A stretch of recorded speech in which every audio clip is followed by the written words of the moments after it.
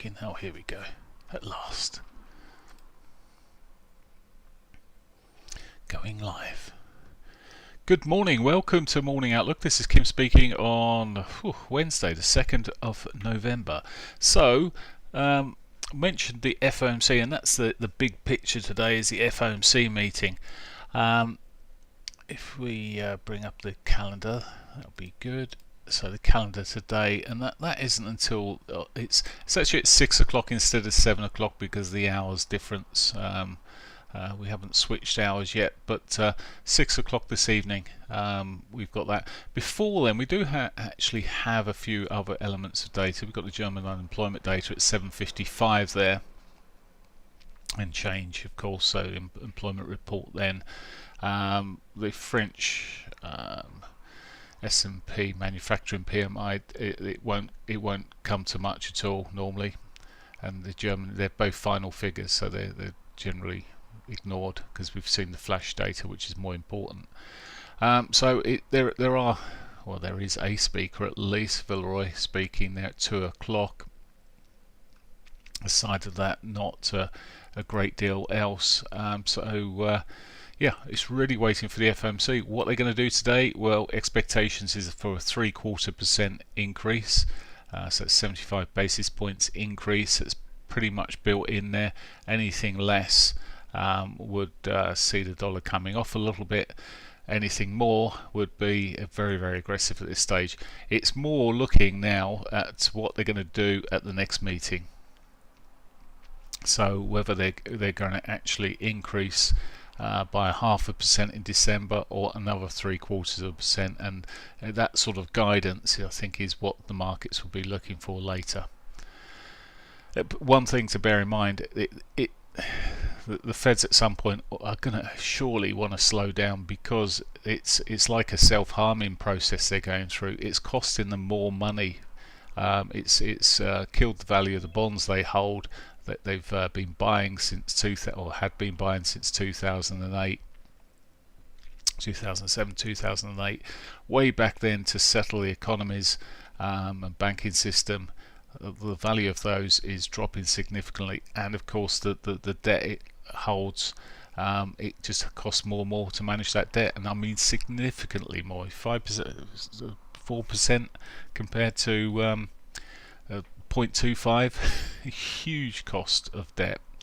Anyway, on that note, let's look at the markets technically then, and euro dollar. Now the euro is questionable whether it's going to continue its roll down here. There is some positive sentiment that sort of sits from a commitment to traders report on the euro. The question is, are we going to see a little pop up from here? What's going to happen? My thinking today is we could end up in quite a consolidated phase. We might see a bit of a move this morning, but generally when we see FOMC, the bigger traders are holding fire, coming away from things, preparing, maybe closing off some open positions, or hedging. But for the majority of the time here, it often chops, particularly when it's so important. So I'm expecting today to be a bit choppy. Technically here, 4-hourly wise, looking at this, euro, I mean, it is putting lower highs, lower lows in. The question is whether it can actually, I suppose, break this trend line, and this is the sort of key trend line across here. A break back above certainly above 99.61, getting towards parity, would be more significant, but it's struggling. It is into its weekly pivot, so maybe that will provide the support it needs.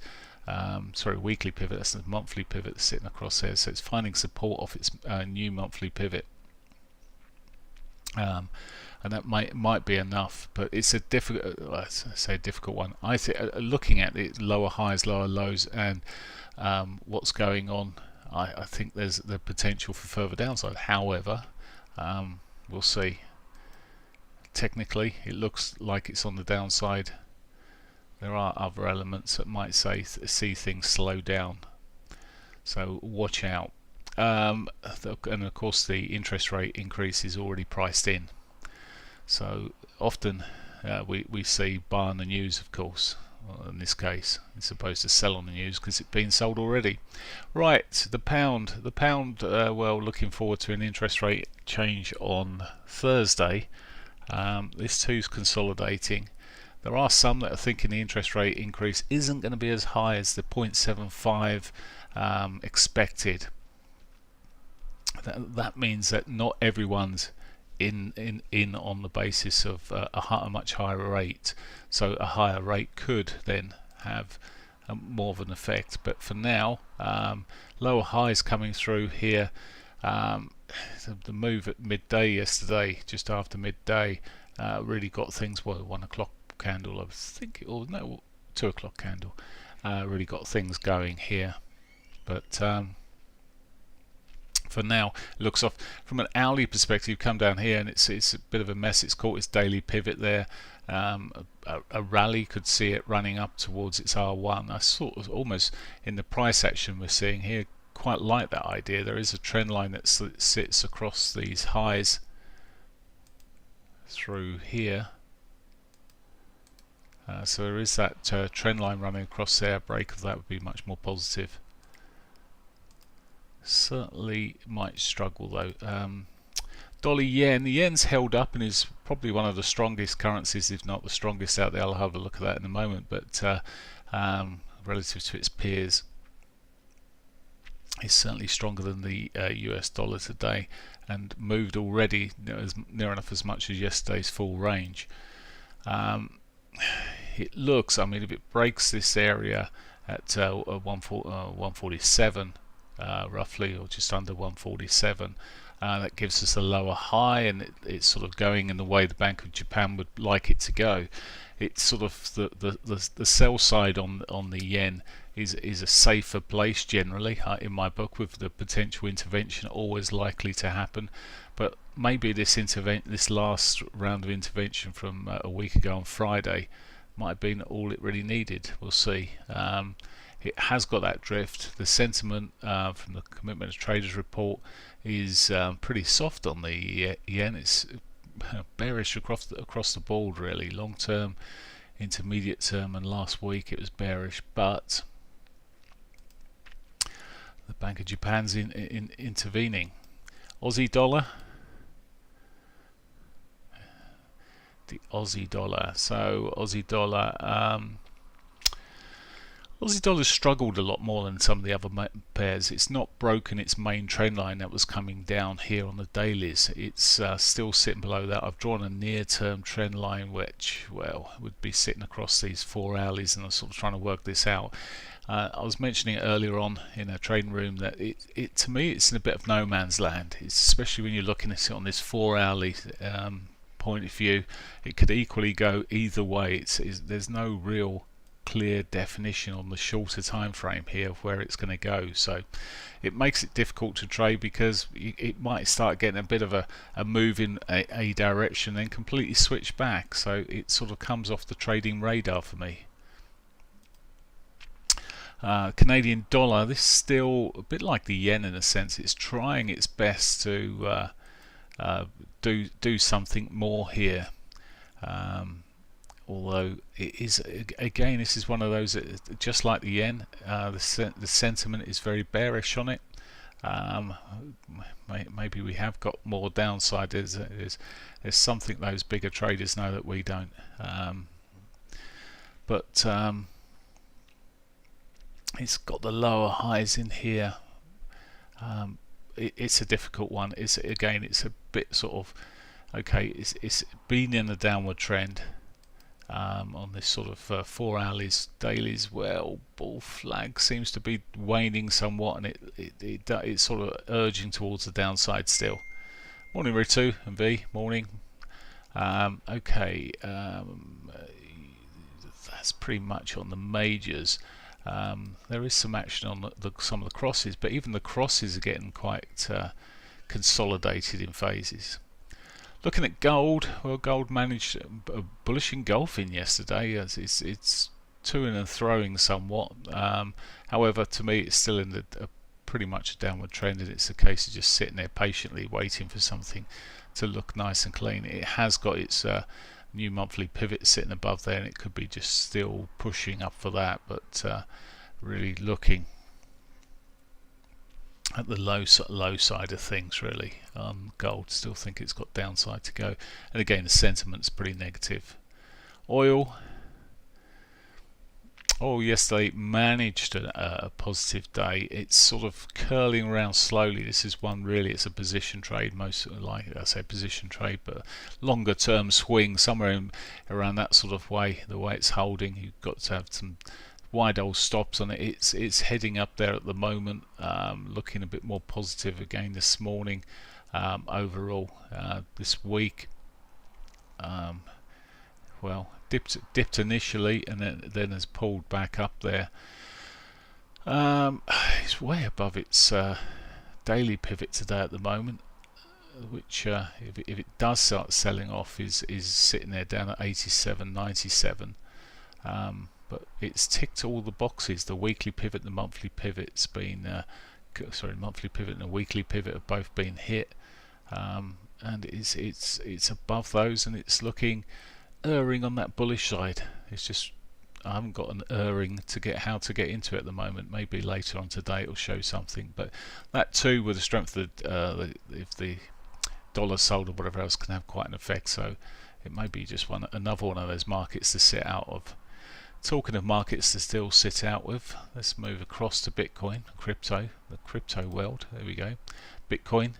I'm sure the bulls will still be liking this pattern. It is, to be fair, a flaggy sort of pattern on there on Bitcoin. Again, anything news-wise that's coming in there seems to have a much bigger effect than it once did, so be wary of that. This even trading, if you were day trading them, or even looking to get into a position on it, these Ethereum still sort of looking quite healthy. Again, it's a flaggy pattern, has the opportunity to outperform. And the other one that's on the outperform side has been Binance. It's consolidating around its highs here at the moment, and well, it could well push, take another push. For those following Chainlink, it also, well, it's struggling around this sort of 8,000, well, just over 8,000 level. It seems to get through it a little bit and then pull back. That seems to be its roof at the moment, but maybe the more it's knocking on that door, it will get up there. But yeah, that's pretty much it there with the cryptos. Don't think I'll be anything on my shopping list quite yet. Bit of a turn on the CSI 300 there, bit of follow through from yesterday. This is looking like it's going to set up nicely back into the 34. It has tested it before, but it came off it beautifully last time. So maybe another day up. We'll see how it reacts to the FOMC later and the general feel. We get quite a lot of data out of the FOMC beyond just an interest rate, and it can, as I say, create more knock-on effect. The Nikkei, again, well, it gapped down actually, and is still not above yesterday, so it's down for the day so far, as is the Nifty 50. Nifty 50 day before there had broken out those prior highs. It looks like it's still got some further upside to be done. Certainly one of the more positive markets. S&Ps, well, yesterday they popped out the top there and dropped. There is, again, with the S&Ps, is more bullishness from in terms of sentiment around them, coming from the bigger money, the institutional money. Maybe it's again with some of the bottom, maybe moving out of bonds. Some of the bonds, it's a bit of a balancing act there, but moving into equities or back into equities. But it's certainly, we're seeing some solid old moves here. This is the Dow Jones still pushing up. Stocks doing particularly well in that little group of 30. However, The Nasdaq still struggling here, and again, sort of weakness in one of the sort of areas that you'd expect something more strength in the technical. The leading sort of edge is not following the others, and it just sort of gives me an overall question mark on these markets. The CAC and DAX both still pushing upwards at this moment, and well, at the moment near-term trend should be bought, I suppose, and dips on the new is still on that sort of buying side, as is the FTSE. Okay, that's it for today. I wish you a great day, and I'll catch you in the morning. Bye for now.